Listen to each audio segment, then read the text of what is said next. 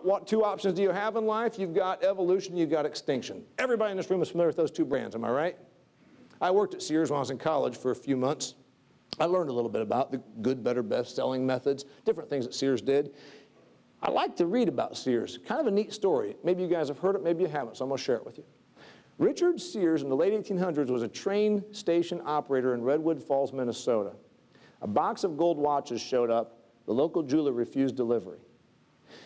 He looked at the watches and thought they'd be pretty cool for people like him that worked the rails. So he printed up a little flyer, sent it up and down the rail, and he sold them out at a very nice markup. He thought, man, this is pretty cool, so he ordered another box of watches. A couple years later, he teams up with a guy named Roebuck, who's actually from Lafayette, Indiana. Roebuck's a watchmaker. They moved their operation to Chicago. By the early 1900s, because Mr. Sears was an entrepreneur and a salesperson, he had grown this to a 526-page catalog. He knew from working on the rails that there were people out in the hinterlands that were underserved. We were a rapidly westward developing country. People had money. They would sell their wheat in Kansas, but they had no luxury items. They had no modern living items. He would sell you everything for the home, including the home. Put it on a train, use the rural free delivery United States Postal Service and get you that product. He would take it back if you wanted to return it. He would extend you credit. You guys know Discover Card has its roots in Sears Credit.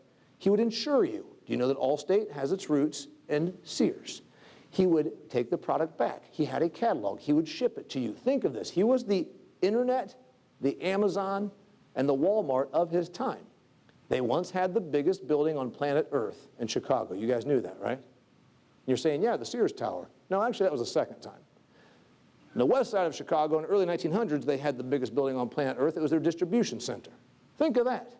They were like Amazon. In the 1970s, they built the Sears Tower.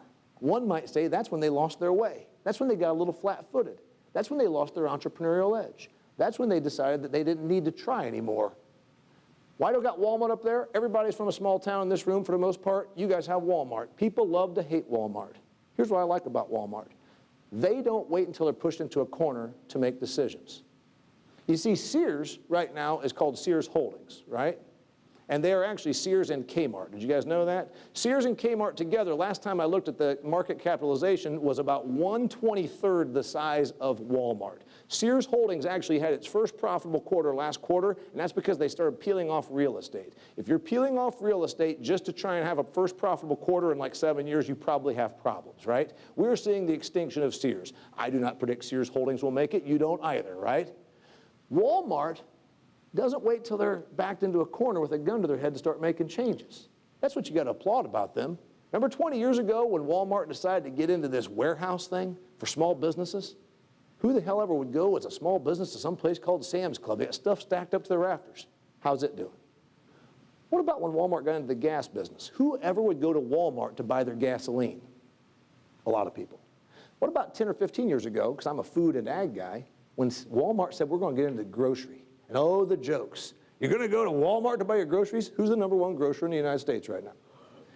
The lesson for you is don't wait till you're backed into a corner to start making decisions and trying something that's transformative, to trying something that's a new attempt at reinventing yourself.